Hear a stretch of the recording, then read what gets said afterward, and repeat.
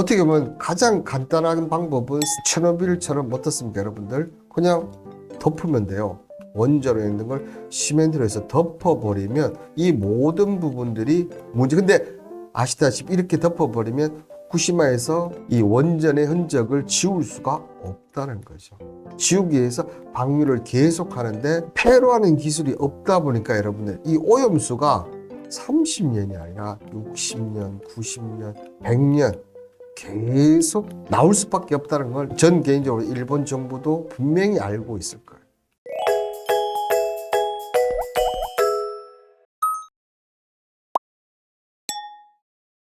퇴근길에 편안하게 들으시면 투자에 보는 눈이 달라지실 겁니다. 자, 오늘은 이 후쿠시마 오염수 관련해서 정말 어떻게 보면 국민들 입장과 정부 입장 조금은 다른데, 저는 이번에 이 후쿠시마 오염수 관련해서 자료들을 수집하면서 와, 우리나라가 1인당 연간 수산물 소비량이 세계 1위라는 사실을 처음 알았습니다.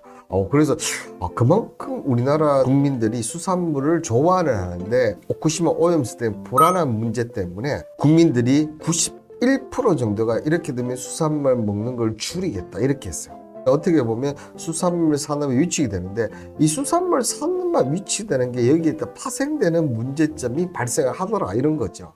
그러면서 왜 이렇게 일본이 오염수 방류를 서둘러야만 했을까? 충분히 주변국들을 설득하고 설득을 한 다음에 해도 충분히 있고, 그 설득이 안 돼도 지금 중국이 지금 초강수를 떴지 않습니까? 거기에는 이런 이유가 있었다. 이 부분은 이제 정말 마지막에 나오니까 쭉 내용을 듣다가 마지막에 한번 보시고 와, 이게 맞겠구나 이렇게 생각을 하시면 좋을 것 같습니다. 자, 첫 번째로 후쿠시마 방류 위에 정말 한국과 중국이 너무나 다른 대응을 보여주고 있는데요. 자, 아시다시피 24일 도쿄에서 후쿠시마 제1원자력 발전소 방사능 오염수 방출에 대한 뉴스 보도가 나오면서 1시 3분이었는가 그랬습니다. 그렇죠? 처음으로 이제 방류를 했는데 원래는 예상했던 것보다 한 절반 정도 줄인 양으로 방류를 시작했습니다. 자, 이렇게 방류를 하기까지 아시다시피 몇 년 전만 해도 일본도 오염수 방류에 반대를 많이 했었어요. 그죠? 그런데 이게 아마 6월 달에 최근 관련해서 이제 나온 얘기도 보면 25일부터 27일까지 4일간 전국 유권자 1033명을 대상하는데 응답자 중 50%는 긍정적으로 평가를 했다. 또 특히나 니혼자이 같은 경우는 응답자 847명 67% 정도 방류를 했다. 어쨌든 이 부분은 일본 국민들은 특히나 정부 조직에 좀 어떻게 뭡니까? 우리나라가 달리 무조건 따라가는 이런 문화들이 있지 않겠습니까? 이렇기 때문에 드디어 이제 50% 이상의 찬성을 하면서 방류를 일본 정부가 할 수 있었던 거죠. 근데 여기서 중요한 것이 뭐냐 하면 여러분들, 오염수 방류는 찬성을 하는데 보시는 대로 일본 정부와 도쿄 절벽에 관련해서 오염수 방류의 설명이 충분하지 않다가 60%를 넘습니다. 그러니까 앞서 제가 얘기 드렸듯이 일본 정부에서 하니까 그거 관련해서 찬성을 하기는 하지만 설명은 불충분했다가 60%가 넘는다는 거죠. 이렇게 됐는데 당연히 어떻게 보면 여러분, 우리나라 입장에서는, 우리나라는 6월달 조사하면 80%가 넘는 사람이 반대를 했어요.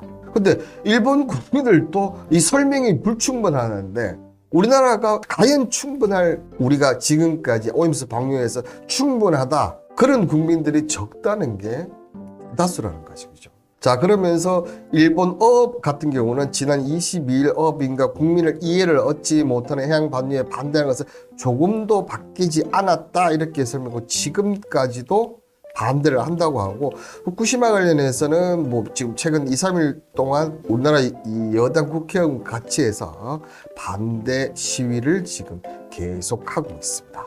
이런 와중에 자, 첫날 방류를 했었어요. 그죠? 방류를 했는데 방류 직후에 바다색이 이렇게 적조가 녹조 현상이죠. 노란색이 이렇게 녹조 현상이 나면서 자, 이거 지금 후쿠시마 오염수 때문에 문제가 생긴 거 아니냐 이렇게 얘기를 한 거죠. 자, 그런데 정부에서는 흔히 볼 수 있는 현상, 적조 현상이 있어서 이번 오염수 방류가 아니라 일본의 이 해안에서 늘 있던 이유다. 근데 제가 이 3장에서 요 관련해서 또 다른 저는 또 얘기를 좀 드릴까 합니다. 자, 이런 와중에 방류 다음날, 그죠?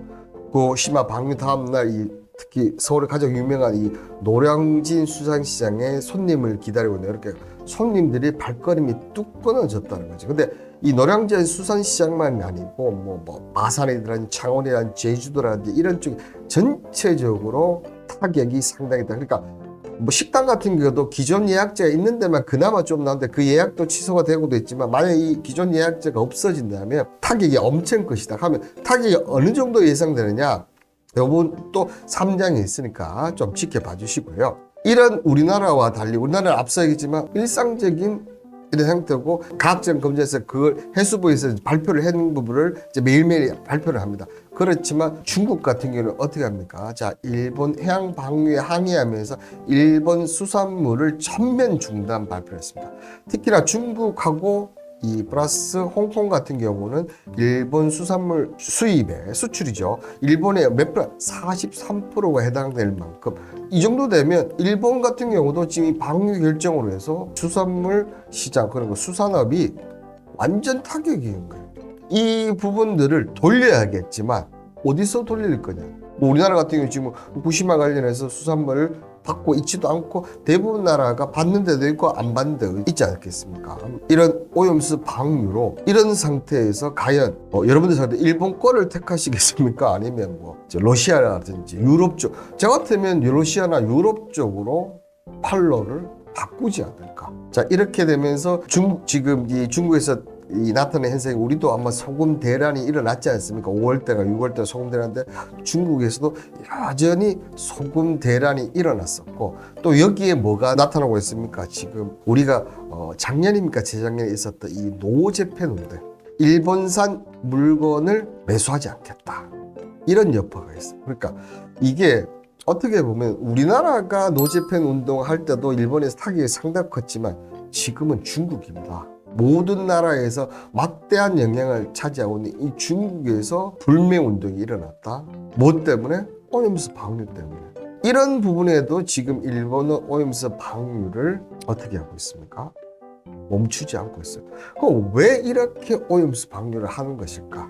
지금 제가 이 실방하면서 하고 있는데 요 의문점을 가지면서 계속 들어주시면 좋겠네요. 자, 그러면서 솔직히 이게 우리나라가 하는 말이 아니고 자, 안전하다는 건 알겠는데 솔직히 손이 안 간다. 앞서 제가 얘기했듯이 일본 국민들도 일본 정부와 도쿄 전력의 설명이 충분치 않다고 얘기하지 않습니까? 그렇다 보니까 도쿄 시나가오구 한 대형마트에서 만난 30대 일본인 주부가 그 국내선 관련해서 일본 정부가 안전하다고 하지만 솔직히 손이 안 간다. 솔직히 손이 안 간다.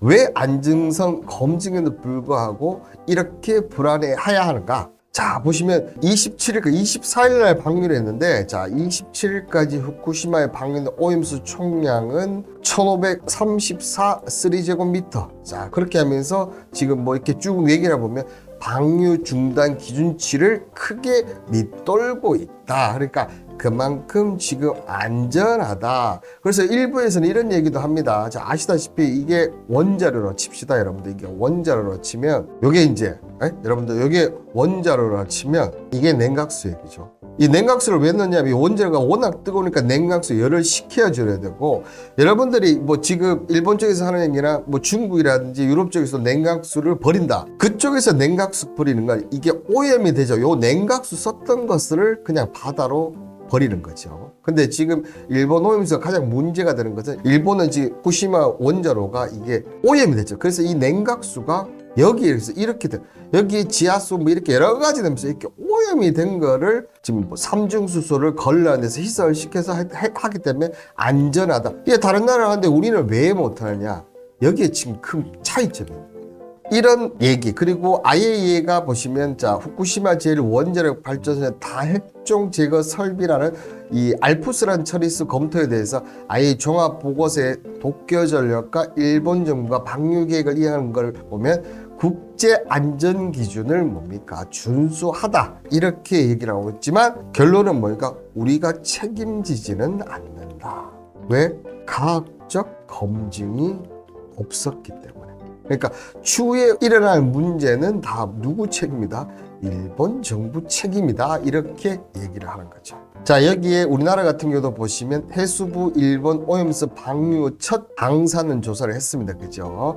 특히나 첫 해양 방송선의 세슘과 삼중수소가 모두 세계 보건기 후에 먹거리 물 기준과 비교해 크게 낮은 수준임을 확인했다고 밝혔습니다. 그죠? 특히나 지난 24일 일본 오염수 방류인데 하루 뒤 25일 우리나라 세계 15개 지역에서 해양 방사능 조사를 지금 이 중에서 남동해 남해지요, 그죠? 남해와 동해 쪽에 연결된, 그러니까 우리나라 지도로 보면 요렇게 보시면 될 것 같아요. 요렇게 네? 했는데 지금 요렇게 하면서 세숨과 삼중수소 관련해서 이런 부분들 안전치에 속하다.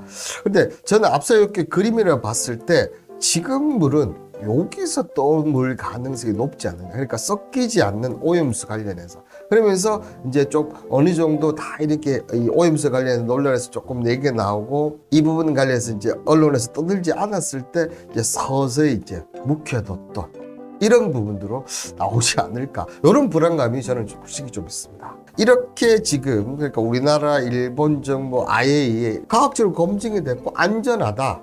자, 이렇게 얘기를 한 거예요. 그죠? 그런데 왜 불안해하느냐?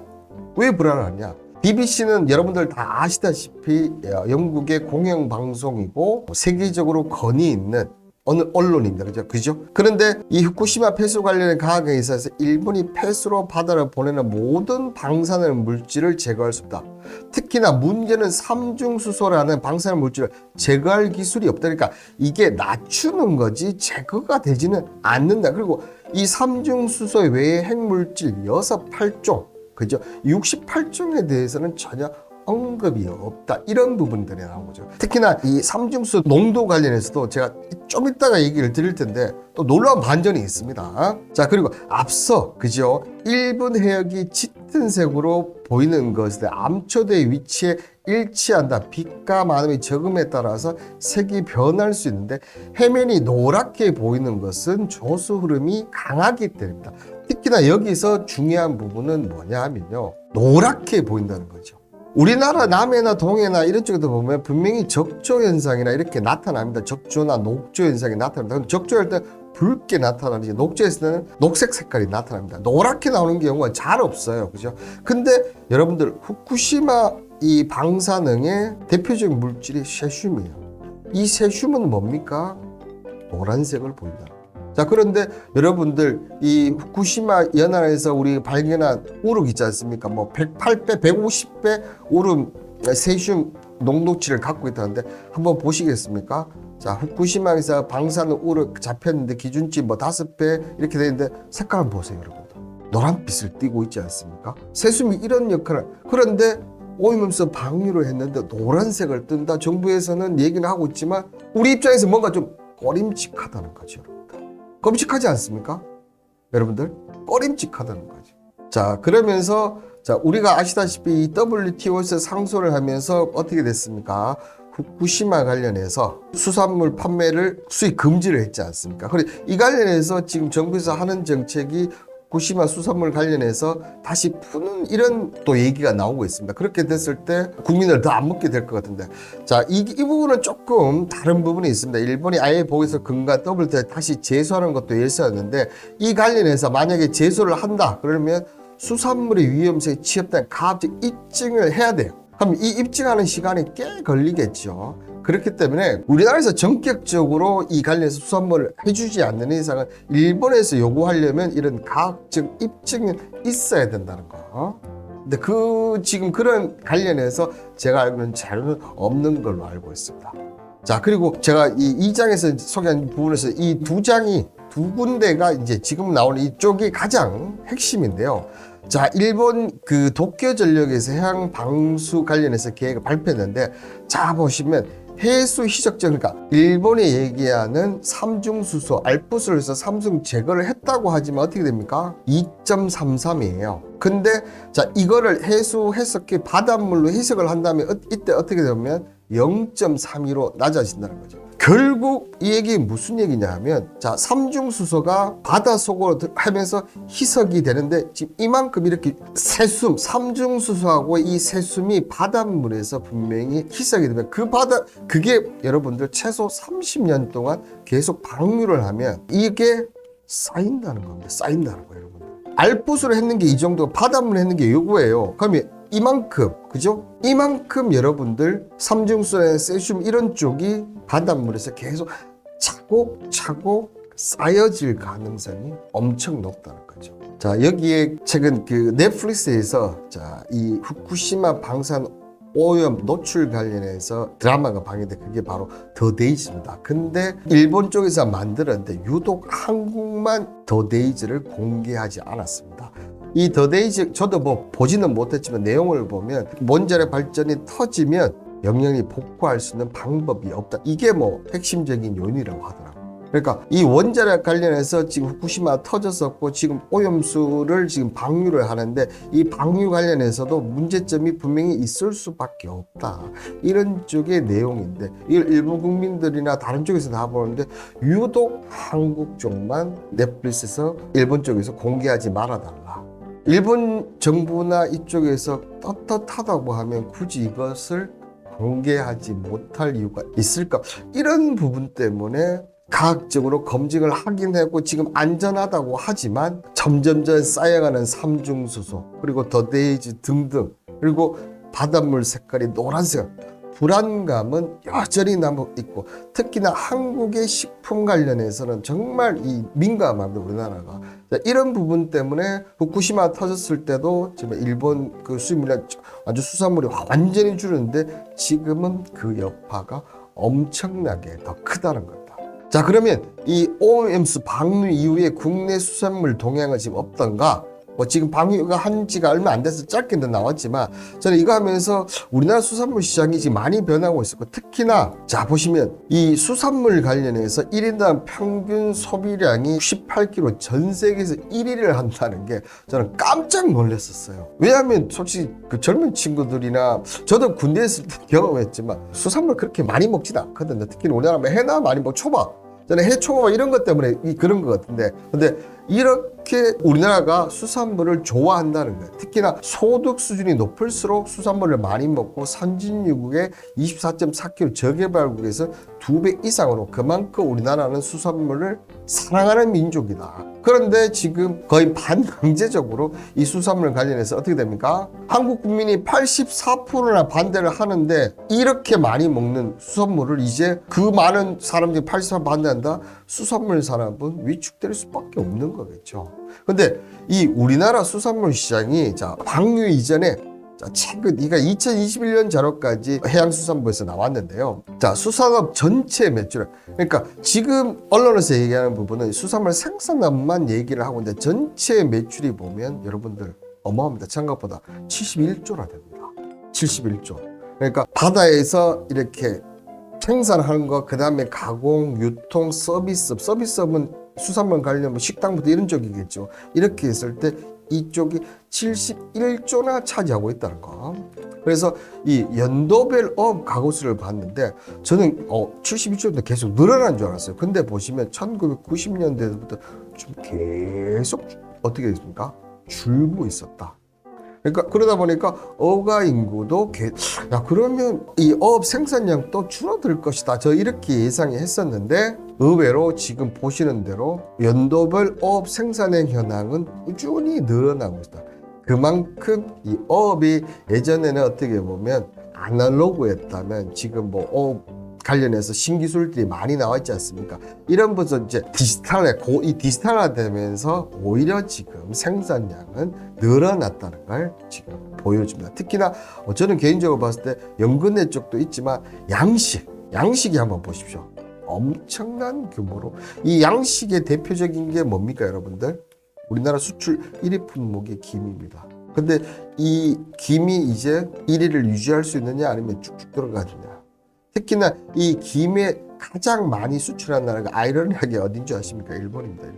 좀 신기하죠? 김 수출이 줄었다 하면 일본 쪽에서 한국 수산물 못 먹겠다? 이렇게 되는 거죠. 자, 이러면서 어업 총생산의 이게 부가가치 현황을 한번 보시면, 자, 국내 GDP 관련해서 이렇게, 근데 어업 관련해서 이렇게 비중이 나온다는 거죠. 생각보다는 어업 관련해서 저는 좀 높게 나왔다고 생각합니다. 그리고 만약에 이제 오염수 방류에서 어업 쪽이 된다, 그렇게 보시면 고등어부터 앞으로 이 젓갈부터 우리 이제 밥상을 못 먹어. 특히나 젓갈류 같은 경우는 우리나라의 대표적인 김치, 물론 젓갈 안 넣는 분도 계시지만 경상도권에 이런 쪽에 젓갈을 많이 넣거든요. 이제 앞으로 젓갈 없는 김치를 먹어야 된다는 거고, 자, 특히나 보시면 방류 이전에도 보면 지금 여러분들 보이십니까? 특히나 멸치라든지 그다음에 참조기, 그다음에 청어 이런 쪽은 증감률이 엄청 줄어들거든요. 그러면 우리 멸치, 특히나 국물 내는데 멸치를 많이 내시지 않습니까? 이런 부분들 가격이 앞으로 점점 올라갈 수도 있습니다. 이런 와중인데 어쨌든 우리나라가 점진적으로 어획량은 많이 늘어났었어요. 그런데 이 수산물 관련해서 오염수 방류 관련해서 계속 나왔지 않습니까? 그러다 보니까 명태, 참치, 수산물 수출이 부족합니다. 1월에서 상반기 수출액 부족이 11.5%나 감소다. 앞서 데이터를 본다면 어떻게 되어 있습니까, 여러분들? 어업 생산량이 계속 늘었기 때문에 수출액도 계속 늘은 게 맞는데, 결국 이 오염수 논란으로 해서 어떻게 됩니까? 우리나라 수산물 11.5% 수출을 부진했고, 자, 그럼 수출이 안 되면 국내라도 늘어야 되는데 국내는 어떻게 됩니까? 단가 자체가 절반 이상으로 줄어들었어요. 절반 이상 반토막이 더 납니다. 가장 우리나라에서 어떻게 보면 비싼 회가 저는 제주산 다금바리가 아닌가 이렇게 좀 보여지는데요. 특히나 이 제철 맞은 제주산 다금바리 가격이 폭락하면서 추로 포기 어선도 계속 이런 기사들이 계속 나오고 있어요. 근데 당장 보면 6월 초 가격이 키로당 10만 원이었는데 지금 이게 어떻게 됩니까? 5만 5천 원으로 떨어졌어요. 근데 자, 지금 국민의 대부분, 그러니까 91%가 일본 오염수산 방류가 되면, 반대는 84%지만 91%는 방류가 되면 어떻게 하느냐? 나는 수산물 사 먹는 것을 줄이겠다, 아니면 안 먹겠다 비중이 91%. 이 가격이 점점 떨어져요. 이렇게 되면 우리나라 수산물의 수출도 지금 안 되고 있죠. 솔직히 중국 쪽 관련해서 지금 수산물, 그래서 중국이 우리나라 걸 하면 좋은데 오히려 지금 어디를 늘리고 있습니까? 러시아를 늘리고 있어요. 자, 다금바리 생선을 먹어야 할지 말아야 할지, 다금바리를 먹어야 될지 고민을 하신다 보니까 어제 또 바닷가 쪽으로 놀러 가시는 것 같네요. 이렇게 한국 수산물 위치게 되면 미치는 영향이 어떻게 되느냐, 전문가들 관련해서 이런 식으로 되면서 동태평양하고 이렇게 후쿠시마 오염수 방류단 난리가 이렇게 됩니다. 그죠? 이렇게 되다 보니까 우리나라 바다까지 도달 시간은 4년, 뭐 빠르면 2년에서 3년 얘기도 나오고 있고, 그죠? 이 관련해서 지금 4년 정도 예측하고 있다, 이렇게 되고 있는데, 이 관련해서 안전하다고 하지만 이 생물학자인 미국 사우스캐롤라인 대학교 티머시 무소 교수는 최근 국내 토론 삼중수 생물 영향에 따른 전 세계적으로 이 250건을 분석한 결과 삼중수소 오염 어패류 섭취 시 고에너지 감마선의 2배 이상의 내부 피폭 위험성이 존재를 한다. 그죠? 그리고 삼중수 피폭되면 생식기 및 유전자 손상과 먹이 사슬 및 수세대에 걸친 축적 시 유전 정보를 변형, 그러니까 쉽게 얘기하면 기형아 출산이 가능 상률이 훅 높아간다. 근데 앞서 제가 일본 도쿄 전력에 발표했던 삼중수소가 알프스 했던 거에서 바닷물 희석됐을 때 많이 줄어간다. 그 희석을 어떻게 보면 바닷물로 희석을 한가 하면 그 삼중수소 그대로 바닷물에 스며드는 거예요. 이거를 30년 동안 한다. 충분히 가능성이 저는 있지 않나 보이십니다. 앞서 있던 이 미국 교수가 얘기한 방류한 지 10년이 되면 이 오염수물이 북태평양 전체로 오염수가 번질 수 있다. 이렇게 되면 국내 이 연근해양의 어종은 조금 제한적일 수는 있지만 이 관련해서 심리 영향이 큰 만큼 오히려 앞서 했던 어선, 선창가, 횟집 관련 식당 관련해서 유통이라든지 기타 서비스 쪽으로 해서 불가피하게 타기 맞을 수밖에 없고, 이런 논란, 그게 바닷물에 다 녹여 있다고 보면 휴가 시즌마다 이 부산 해운대 동해안 서해안대 해수욕장의 연쇄발의 그 사회적 문제, 이걸 바로 뭡니까? 관광업까지도 문제가 된다는 거죠. 지금 일본이 엔화로 관련해서 관광업이 호조를 하고 있죠. 그런데 오염수 방류라도 이 일본 관광업도 어떻게 됩니까? 감소할 가능성이 상당히 높고 이 부분은 대한민국도 영향이 크게 미칠 수 있다는 거죠. 자, 이경님이 오히려 지금 아직 영향이 이럴 때 시켜 먹어야지 이렇게 얘기를 하시는. 저도 그래서 방류 첫날 때 먹기는 먹었습니다. 자, 이 관련해서 일본의 오염수 해양 방류 결정이 수산물 안전 인식에 따른 응답자의 91.2%가 수산물 소비를 줄일 것이다. 특히나 제주 수산물은 연간 4,400, 제주도가 연간 소비자 지출이 얼마 정도 되냐? 9,700억 정도 되는 걸로 알고 있거든요. 자, 그런데 거의 여기 소비 지출이 29%인데 수산물 소비자량에서 거의 절반 가까이 줄 것이다. 이렇게 하면서 실제로 2020 원전 세고 당시 명태와 갈치 거래액 92.4%. 그래서 앞서 명태가 뭡니까? 수출 가격이 급락을 하는 거예요. 그러면 이 부분이 우리나라 전체 수산업계에는 얼마나 영향을 미치느냐? 앞서 그 수산물 생산업이 그 부분이 앞서 11조 정도 했다고 했어요. 그게 지금 요 관련해서 9조 2,400억 대 있는데, 자, 오염수 방류 소비를 최소 50% 줄인다고 하는데 우리나라 수산업계는 약 4조 5천억 원 이상의 피해를 복겠다. 근데 오늘 이제 그 2024년 예산안 나왔었어요. 근데 우리나라 수산업권의 피해 배상 금액은 7천억대. 자, 4조 5천억 이상이 나올 수 있는데 지금 대책 마련 비용은 7천억 정도밖에 안 된다는 게 지금. 근데 이거는 어떻게 보면 수산 생산업계예요. 이거 외에 유통, 그다음에 유통부터 해서 기타 서비스까지 다 합치면 71조죠. 71조 절반이면 뭐 36조 정도 됩니다. 그러면 정말 최악의 경우 36조가 타격이 돼요. 우리나라가 노재팬 했을 때 방문 안 한다고 거의 초토화됐지 않습니까? 우리나라도 지금 이렇게 되면 수산물 시장 관련해서 수산물은 더 이상 우리나라 관련해서 어떻게 보면 없어질 수가 있다. 어떻게 보면 수산업의 몰락은 일본 오염수 방류로 예견된 게 아닌가. 특히나 이 부분은 오염수 방류도 있었지만 여러분들 오염수 방류도 있지만 지금 전 세계적인 문제가 뭡니까? 기후변화예요. 해수면의 온도가 올라가면서 안 그래도 지금 수산업은 위기에 봉착해 있었다는 거죠.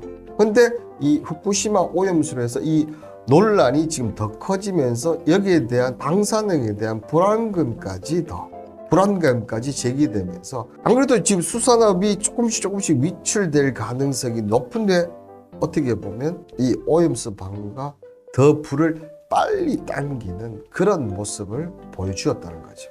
자, 이렇게 되니까 특히나 일본 오염수 방류로 제주도는 힘들어. 제주도가 뭐 연간 4,400억대.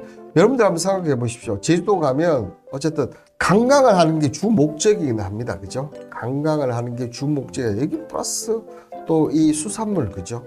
분명히 물론 흑돼지도 있긴 있지만 맨날 흑돼지만 먹고 살 수 있습니까? 특히나 바닷가가 우리는 늘 먹는 게 수산물인데, 그죠? 자, 제주도 어떻게 보면 이 전체적인 게 제주도의 관광산업, 제주도는 관광산업이 주업이에요, 그죠? 이 관광사업까지 타게 되면서 제주도가 몰락할 수가 있다는, 여기까지 이렇게 비약적으로 간다면 나올 수가 있다는 겁니다.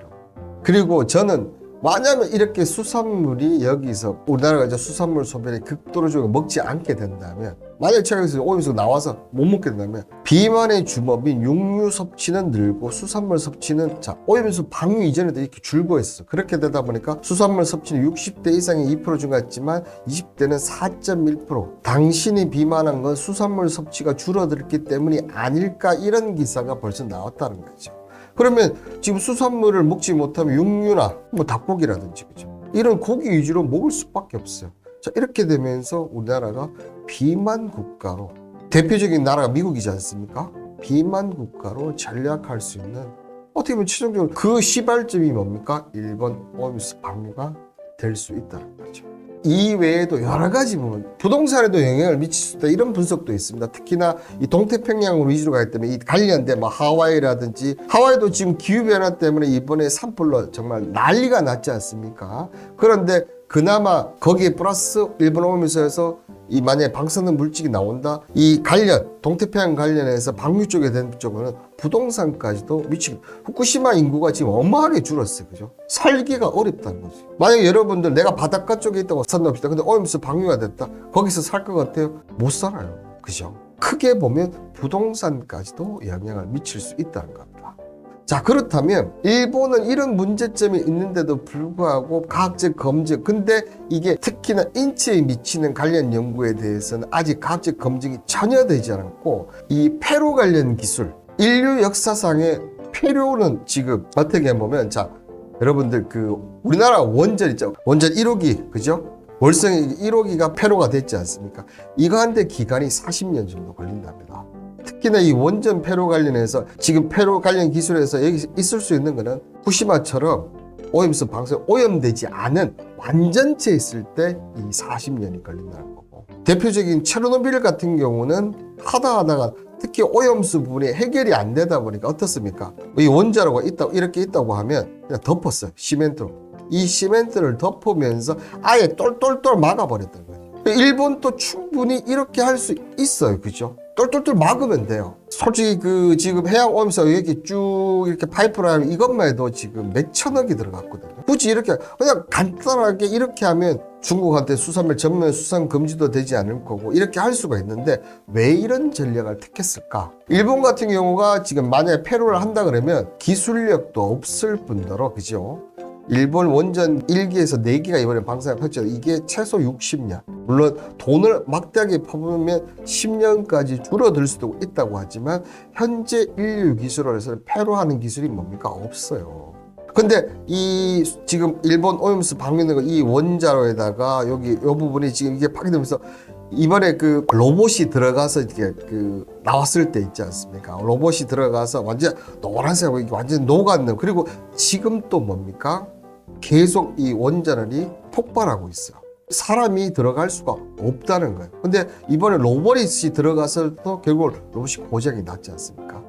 요 관련해서 사진들이 한 몇 개 나온 게 있습니다. 그 관련해서 이 서균여 서울대 원자력 공학자가 로봇 하기 전에 이런 현상들이 있을 거다. 그러니까 안이 다 녹아서 노란색이 나와서 이런 바닥에는 이 관련해서 이런 부분들이 될 것이다. 이랬대 미리 예상했던 교수가 바로 이 서균원 교수인데, 이 폐로하는 기술이 인력이 없는데 왜 방류를 지금 서둘러 했냐? 바로 일본 영토의 후쿠시마의 흔적을 지워버리겠다. 그래야지만 원전, 자, 어떻게 보면, 자, 뭐 체르노빌도 유명하지만 일본은 후쿠시마 원자력 방사 때문에 원자력 어떻게 관련해서는 방사능 국가예요. 그러면 원자력 방사능 국가가 원자력 부응할 수가 없는 부분이죠. 이런 부분 때문에 욕을 먹더라도, 앞서 제가 오늘 그 1강 주제에서 얘기했던, 그죠? 1강 주제에서 얘기했던 원전 수출. 그러니까 어떻게 보면 이번 원전 수출 후쿠시마의 오염수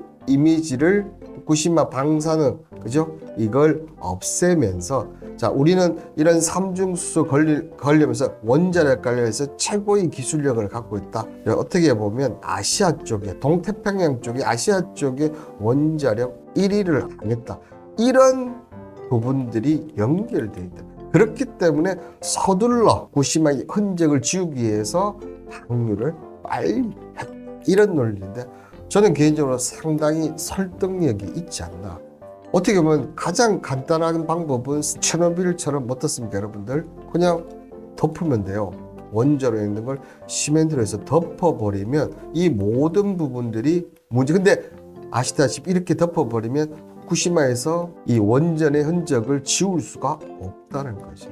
지우기 위해서 방류를 계속하는데 폐로하는 기술이 없다 보니까 여러분들 이 오염수가 30년이 아니라 60년, 90년, 100년 계속 나올 수밖에 없다는 걸 전 개인적으로 일본 정부도 분명히 알고 있을 거예요. 그런데 왜 방류를 택했을까? 그런 관점에서 본다면 원자력 부응을 해서 에너지 쪽에 뭔가 새로운 이런 부분들을 만들어야겠다. 이런 전략이 있지 않으면 가능하지 않을까, 이렇게 생각이 듭니다. 지금 아직 영양이 말할 때도 회식해 먹어야 하나. 자, 그런 상황에서 방류에 문제 없다. 걱정이다. 진짜 이런 오염수 관련해서 또 특히 수산물 관련해서 자, 이 업종에 계신 분들 너무 힘드실 텐데 이걸 뭐 방법이 저도 뚜렷하게 나오지는 않습니다. 혹시라도 이제 뚜렷한 방법이 나온다면 그 해법까지 다음에 한번 얘기를 드리도록 하겠습니다.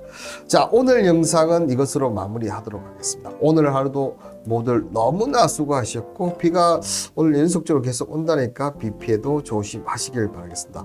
여러분의 투자 도움이 되는 투자캠퍼스 홍반장, 저는 목요일 6시에 만나 뵙도록 하겠습니다. 목요일 또 아주 따끈한 재료를 준비했으니까 기대해 주시길 바라겠습니다. 여러분 안녕.